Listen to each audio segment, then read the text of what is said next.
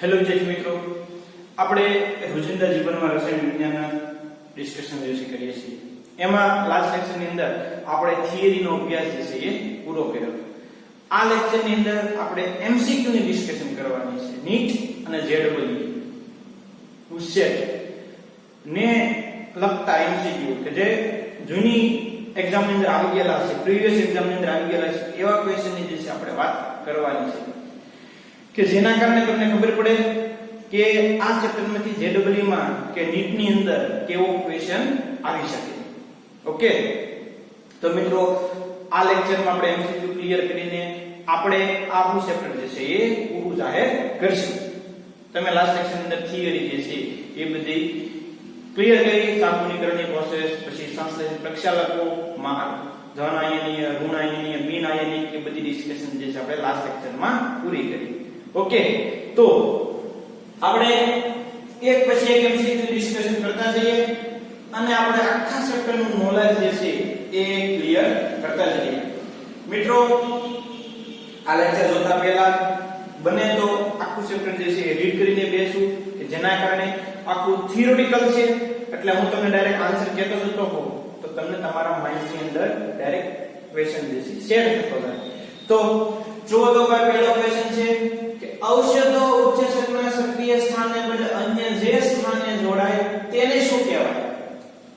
યાદ કરો, ઔષધ જે છે ડાયરેક્ટ સક્રિય સ્થાને જોડાય છે અથવા તો સક્રિય સ્થાને સ્પર્ધા કરીને ન જોડાવા દે અને અન્ય સ્થાને જોડાય છે તો એને શું કહેતા હતા આપણે? એલોસ્ટેરિક સાઇટ કહેતા હતા. યાદ કરો,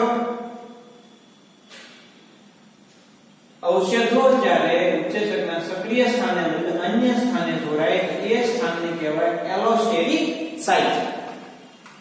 આગળ બ્રોમફેનિરેમાઇન કયા વર્ગનું ઔષધ છે? યાદ કરો તો ભાઈ તમારે ઓલું બોર્ડ પર યાદ રાખવાનું છે તો કે બ્રોમફેનિરેમાઇન જે છે એ પ્રતિહિસ્ટેમાઇન પ્રકારનું જે છે એ ઔષધ થશે. બ્રોમફેનિરેમાઇન કયા પ્રકારનું છે? તો કે પ્રતિહિસ્ટેમાઇન પ્રકારનું ઔષધ છે. મિત્રો એમસીક્યુ છે, થિયોરિટિકલ છે, આમાં ઘણા એમસીક્યુ જે છે ઇંગ્લિશ ની અંદર હશે તો એનો તમે ગુજરાતી ટ્રાન્સલેટ કરતો કરી દેશે એટલે જે છે તમને એમાં પણ પ્રોબ્લેમ પડશે નહીં. નીચેના પૈકી કયા વૈજ્ઞાનિકોએ નોબેલ પારિતોષિક મેળવ્યું હતું? આ બધા જે છે ઔષધોના સંશોધનની અંદર કામ કરતા વૈજ્ઞાનિકો છે. પોલ હેનરી છે, હાવર્ડ ક્લોર છે, અર્નસ્ટ બોરિસેન છે, એલેક્ઝાન્ડર ફ્લેમિંગ છે, બધા ઔષધો માટે કામ કરતા વૈજ્ઞાનિકો હતા અને દરેકને જે છે મિત્રો ચારને જે છે એ નોબેલ પારિતોષિક મળેલું. નીચેના પૈકી કઈ બે જોડ અયોગ્ય છે? ખાસ એટલે અગત્યનું છે હો, તમારે આખું ચેપ્ટર રિવિઝન કરીને બેસવાનું. ખાદ્ય પદાર્થ પરિરક્ષક તરીકે સોડિયમ બેન્ઝોએટ, એન્ટીઓક્સિડન્ટ્સ તરીકે પ્રોપિયોનિક એસિડ, ખાદ્ય રંજક બીટા કેરોટીન અને કૃત્રિમ ગળ્યા પદાર્થો ટેટ્રાઝાઇન. કહેતો જોઈ કઈ બે જોડ જે છે એમાં મિત્રો યોગ્ય છે અને કઈ બે જોડ અયોગ્ય છે? ક્વેશ્ચન બે રીતે આવી શકે. કઈ બે જોડ યોગ્ય છે, કઈ બે જોડ અયોગ્ય છે? તો મિત્રો ખાદ્ય પદાર્થ તરીકે સોડિયમ બેન્ઝોએટ આ વસ્તુ જે છે ખરી છે, યોગ્ય છે. એન્ટીઓક્સિડન્ટ તરીકે પ્રોપિયોનિક એસિડ આ વિધાન જોડવું જે છે ખોટું છે ભાઈ, સત્ય નથી. અને ખાદ્ય રંજક તરીકે બીટા કેરોટીન આ વસ્તુ જે છે ખરી છે. કૃત્રિમ ગળ્યા પદાર્થની અંદર ટેટ્રાઝાઇન આવતું નહોતું. તમે બધાએ જે છે ઈ યાદ કરી લીધું હશે. એમાં ટેટ્રાઝાઇન આવતું નહોતું. કયા કયા હતા? સેક્રેટિન હતું, એરેનિયમ હતું, એસ્પાર્ટેમ હતું. બરોબર? તો એ અને સી જે છે યોગ્ય છે. એ અને સી કેવા છે? યોગ્ય છે. બી અને ડી કેવા છે? અયોગ્ય છે. Is clear? તો આમાં જે છે એ કયા વિધાન યોગ્ય છે? તો વિધાન એ અને સી એ યોગ્ય વિધાન થશે. ક્લિયર? હૃદયરોગના દર્દીનું રુધિર જામીને જાડું ન બને તે માટે નીચેના પૈકી કઈ ઔષધિ ઉપયોગી બનશે? આપણે બધાને ખ્યાલ છે કે કે હૃદય રોગના દર્દી માટે એસ્પિરિન જે છે એ વધારે પ્રમાણમાં વપરાતી ડ્રગ્સ છે.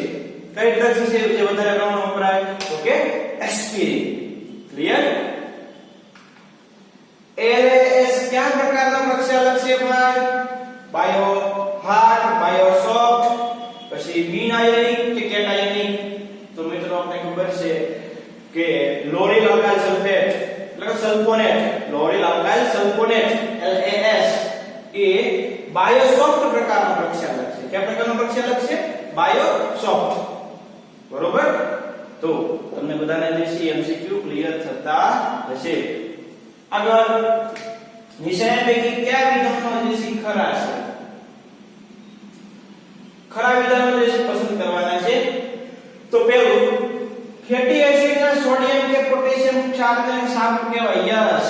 સ્ટીઅરિક એસિડ વધારે કાર્બન વાળો એસિડ હોય ને ફેટી એસિડ કહેવાય. એ એસિડ જે છે વધારે કાર્બન વાળો એસિડ, એનો સોડિયમ કે પોટેશિયમ સોલ્ટ હોય એને સાબુ કહેવાય. સાબુનીકરણની process.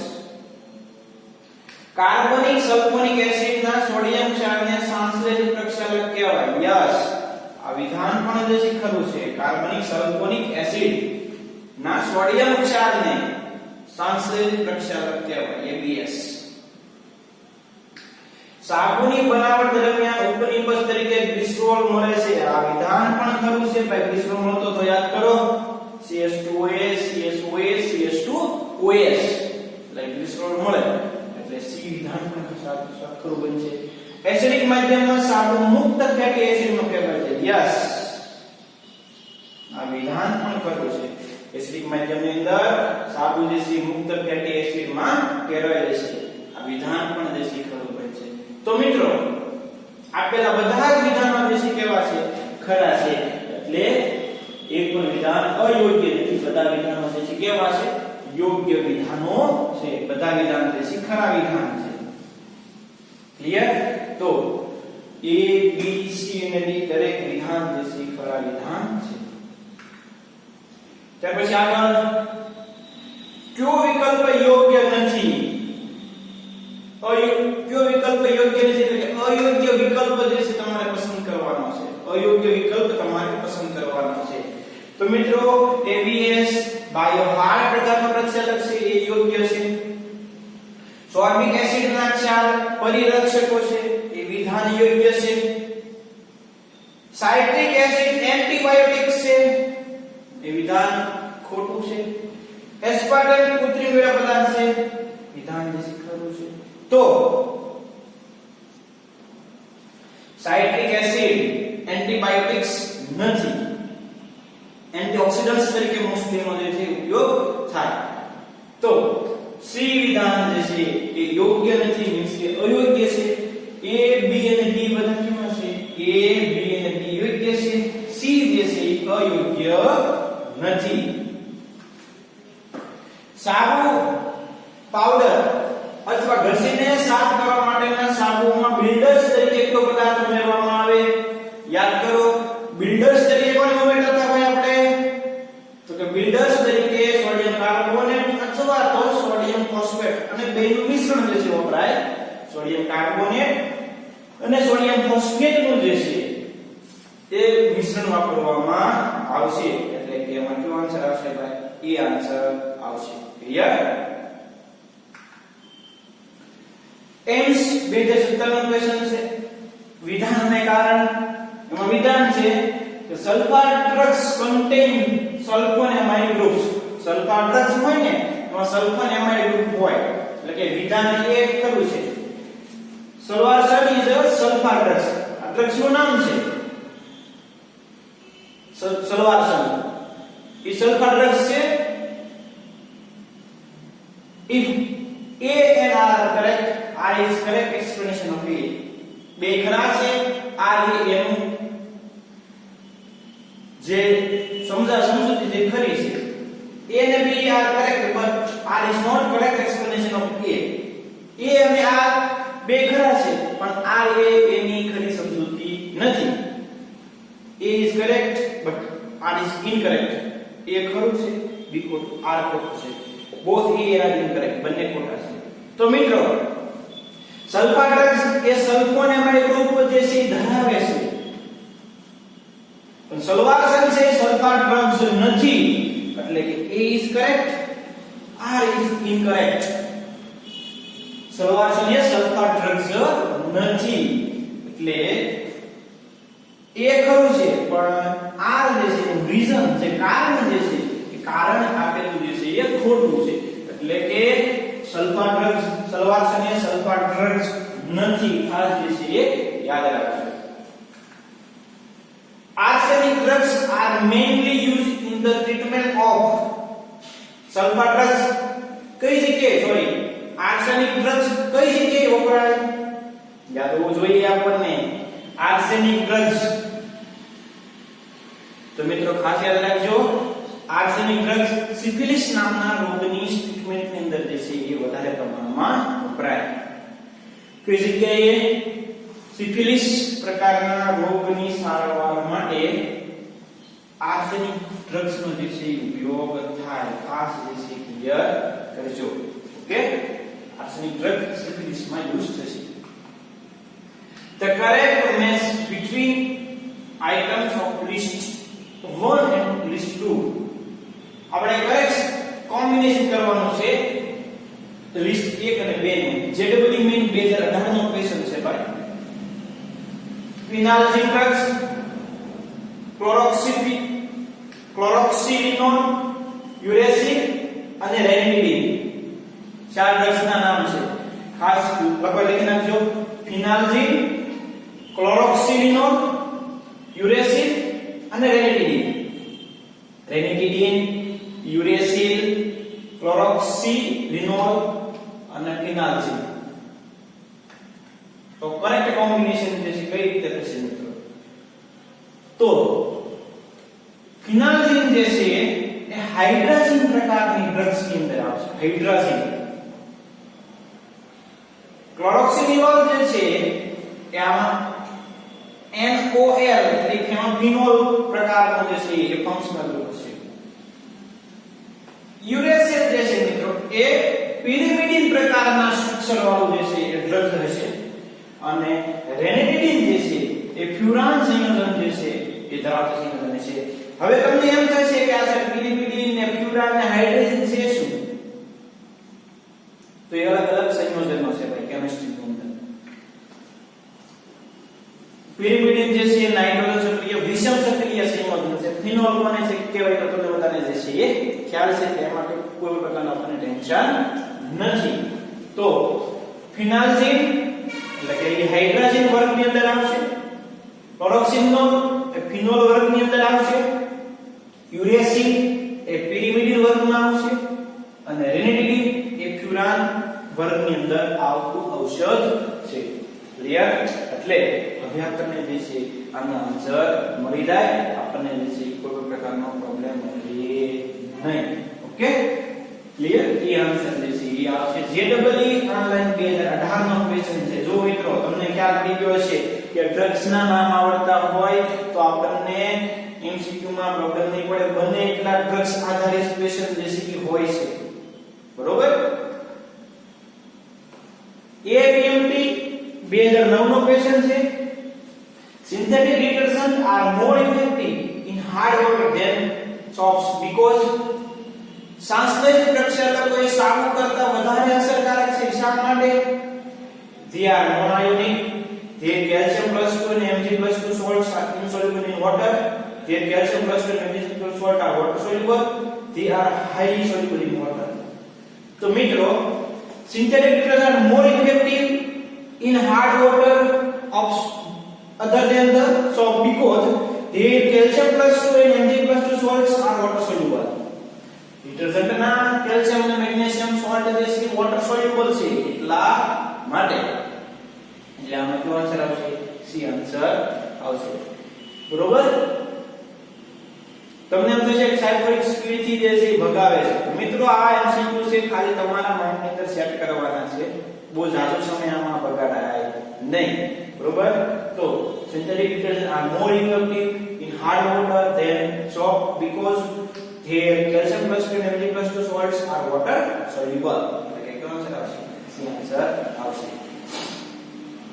Which of the following is an anionic detergent? કયો જે છે એનાયન ડિટર્જન્ટ છે તો કે સોડિયમ લોરાઇલ સલ્ફેટ. સોડિયમ લોરાઇલ સલ્ફેટ એ એનાયોનિક ડિટર્જન્ટ છે. એનાયોનિક ડિટર્જન્ટ કોણ છે? સોડિયમ લોરાઇલ સલ્ફેટ, એટલે કે બી આન્સર આવશે. ક્લિયર? JEE મેઇન 2005 નો ક્વેશ્ચન છે ભાઈ. Which one of the following types of drugs reduce fever? નીચેનામાંથી કઈ ડ્રગ્સ એવી છે જે તાવ શામક છે, એટલે કે તાવની અંદર ઘટાડો કરે, તાવ આવ્યો ત્યારે આપણે લેવાની થાય. અંગ્રેજી શબ્દ પણ કર આપણે આવડવા જોઈએ ડ્રગ્સ માટે. Drugs reduce fever. તો મિત્રો એન્ટીપાયરેટિક ડ્રગ્સ જે છે, કઈ ડ્રગ્સ? એન્ટીપાયરેટિક એ ફીવર માટે જે છે એ વપરાતી ડ્રગ્સ થશે. શું આન્સર આવશે ભાઈ? સી આન્સર આવશે. ક્લિયર? JEE મેઇન 2012 નો ક્વેશ્ચન છે. Aspirin is known as acetyl salicylic acid. Aspirin જે છે ક્યાં નામ તરીકે ઓળખાય? તો કે એસિટાઇલ સેલિસિલિક એસિડ તરીકે ઓળખાતી ડ્રગ્સ છે. એટલે કે આમાં કયો આન્સર આવશે? ડી આન્સર આવશે. Which of the following compounds is not an antacid? નીચેનામાંથી કયો જે છે એન્ટાસિડ તરીકે વપરાતો નથી, એટલે કે એસિડિટીને ઉપચાર માટે યુઝ થતો નથી. તો આપણે બધાને ખબર છે ફિનાલ્ડિન આવે, રેનિડિન, સિમેટિડિન, ત્યાર પછી એલ્યુમિનિયમ હાઇડ્રોક્સાઇડ, એ બધા જે છે એ એન્ટાસિડ્સ પ્રકારના ડ્રગ્સ છે. જ્યારે ફિનાલ્ડિન જે છે એ એન્ટાસિડ વર્ગની અંદર આવતું નથી. ક્લિયર? તો મિત્રો અમુક સેકન્ડની અંદર તમે જે છે એ સારામાં સારો આન્સર આપી શકો. ક્યારે? જ્યારે તમને લખાતું બોર્ડવર્ક હોય તમે ક્લિયર કર્યું હોય. જેને બોર્ડવર્ક ન લખ્યું હોય મને મારો કોન્ટેક્ટ કરજો. તમને જે છે એ મેં બોર્ડવર્કના ફોટા પડેલા છે તમને શેર કરીશ. પણ મિત્રો બોર્ડવર્ક ફરજિયાત ક્લિયર કરી નાખો એટલે તમને આ ચેપ્ટરમાં પ્રોબ્લેમ નહીં પડે. આપણો ગોલ નીટ JEE સારામાં સારો આપણે સ્કોર કરવાનો છે મિત્રો. આપણે જે છે સારામાં સારી કોલેજમાં એડમિશન મેળવવાનું છે. હવે સ્કૂલ જે છે શરૂ થઈ ગઈ છે. ટૂંક સમયમાં આપણે ક્લાસની અંદર જે છે ડિસ્કશન કરતા થઈ જઈશું. પણ ત્યાં સુધી મિત્રો જે ઓનલાઈન જે છે શરૂ છે, પણ આપણે જે છે એ આપણો કન્ટેન્ટ પાવર જે છે વધારવો પડે. આપણે દરેક ટોપિકને સારી રીતે સમજીને ક્લિયર કરવા પડે. આપણો ગોલ જે છે એ આપણે અચીવ કરવાનો છે. એના માટે આપણે રાત દિવસ જે છે મહેનત કરવાની છે. ક્લિયર? એટલે આપણે આપણા ગોલ સુધી જે છે આરામથી પહોંચી શકશું. તો આ જે છે એ બધાને ખ્યાલ પડી ગયો ફિનાલ જે એન્ટાસિડ ડ્રગ્સ નથી. નીટ ફેઝ 1 2016 ની અંદર આવી ગયેલો ક્વેશ્ચન છે કે which of the following is an analgesic? કોણ જે છે એનાલ્જેસિક પ્રકારની ડ્રગ્સ છે? સ્ટ્રેપ્ટોમાઇસિન, પછી ક્લોરોમાઇસેટિન, નોવાલ્જિન અને પેનિસિલિન. તો મિત્રો નોવાલ્જિન જે છે એ એનાલ્જેસિક પ્રકારની ડ્રગ્સ છે. નોવાલ્જિન કયા પ્રકારની ડ્રગ્સ છે? તો એનાલ્જેસિક પ્રકારની ડ્રગ્સ છે. નીટ 2016 ની અંદર આવી ગયેલો ક્વેશ્ચન છે. ક્લિયર? એનાલ્જેસિક આવશે નોવાલ્જિન. Which of the following is used for inducing sleep? નીંદ લાવવા માટે કઈ બધી તો હારું ને. તો ટેન્શન મોબાઈલ વિશે લેતો હોઈએ. inducing sleep આરામ નીંદ લાવવા માટે નિદ્રા પ્રેરક ઔષધ તરીકે કોનો ઉપયોગ થાય? તો કે બાર્બિટુરિક એસિડ અને એના વ્યુત્પન્નનો ઉપયોગ, ડેરિવેટિવ્સ મીન્સ કે વ્યુત્પન્ન, બાર્બિટુરિક એસિડ અને તેના વ્યુત્પન્નનો જે છે એ ઉપયોગ સ્લીપ એટલે કે નિંદ્રા લાવવા માટે, નિંદ્રાકારક ઔષધો માટે ઉપયોગ થાય. Okay? AIIMS 2013. Arsenic drugs are mainly used in the treatment of syphilis. આવી ગયો આગળ. Repeat your question. સોડિયમ સ્ટીઅરેટ નીચેનામાંથી કયા ક્ષાર સાથે અદ્રાવ્ય ક્ષાર ઉત્પન્ન કરે? તો આપણે બધાને ખ્યાલ છે કેલ્શિયમ અને મેગ્નેશિયમના સોલ્ટ સાથે સાબુ જે છે અદ્રાવ્ય ક્ષાર બનાવે. સાબુનો જે છે વધારે પ્રમાણમાં વ્યય થાય. તો આન્સર આવે એ આન્સર આવશે. આગળ ફેટી એસિડના એસિડનું આલ્કલાઇન જળ વિભાજનથી સાબુ ઉત્પન્ન થાય છે જે કલીલ અવસ્થામાં રહે છે. આ સાબુને ઘન સ્વરૂપે અવક્ષેપિત કરવા માટે નીચેનામાંથી કયું સંયોજન જે છે એ ઉમેરવામાં આવે? NaOH, NaCl, ફેટી એસિડ કે ગ્લિસરોલ? તો મિત્રો કલીલમાંથી સાબુને ઘન સ્વરૂપે ફેરવવા માટે તેમાં વધારે પ્રમાણમાં NaCl ને જે છે ઉમેરવું પડે એટલે કે બી આન્સર આવશે. વધારે પ્રમાણમાં કોને ઉમેરવું પડે? NaCl ને ઉમેરવું પડે. ક્લિયર? તો મિત્રો આ આપણે નાના એવા લેક્ચર ની અંદર 25 થી 30 જેવા MCQ ની જે છે ડિસ્કશન કરી. થોડીક જે છે સ્પીડ તમને લાગી છે પણ જે જરૂરી હતું એ બધી વસ્તુ જે છે આપણે ખાસ બોર્ડરથી શીખ્યા છીએ. બધા મિત્રોએ જે છે એ આખું ચેપ્ટર ક્લિયર થઈ જાય બોર્ડરના આધારે. ત્યાર પછી આ MCQ જે છે તમારે ક્લિયર કરવાના છે અને અહીંયા સુધી જે છે દરેક મિત્રો સ્કૂલે આવો ત્યારે પૂછી દેવાનો અથવા તો જે છે તમારી પાસે બધા પાસે કોન્ટેક્ટ નંબર છે, ગમે ત્યારે જે છે ડાઉટ પૂછી લેવાનો, તમને જે છે નો આન્સર 100% કેમિસ્ટ્રી ની અંદર મળી જશે. ઓકે? તો મિત્રો આ સાથે આપણું રોજિંદા કેમિસ્ટ્રી ની એવરીડે લાઈફ, રોજિંદા જીવનમાં રસાયણ વિજ્ઞાન એ ચેપ્ટર જે છે પૂરું કરીએ છીએ. તો દરેક મિત્રો જે છે ખૂબ સારામાં સારી તૈયારી કરે. મોક ટેસ્ટમાં જ્યારે ચેપ્ટર આવે ત્યારે આપણને એક પણ માર્ક આમાંથી લેસ થાય એમ નહીં, પણ આપણે 100% માર્ક આ ચેપ્ટરના મળવા જોઈએ. એકાદો ક્વેશ્ચન હોય અને હોય જ તે એટલે એ આપણને આવડવો જોઈએ અને આપણો ગોલ જે છે આપણે અચીવ કરવાનો છે. મિત્રો ખૂબ સારામાં સારી તૈયારી કરજો અને સારામાં સારા વિષય આપણે માર્ક આવે એવી પ્રેક્ટિસ કરજો. કોઈ પણ પ્રકારનો ડાઉટ હોય ડાયરેક્ટ વિશે મને પૂછી લેજો. તો આજે આપણે અહીંયા સુધી રાખીએ. નેક્સ્ટ લેક્ચરમાં આનાથી આપણે આગળ ડિસ્કશન શરૂ કરશું. ઓકે? Thank you.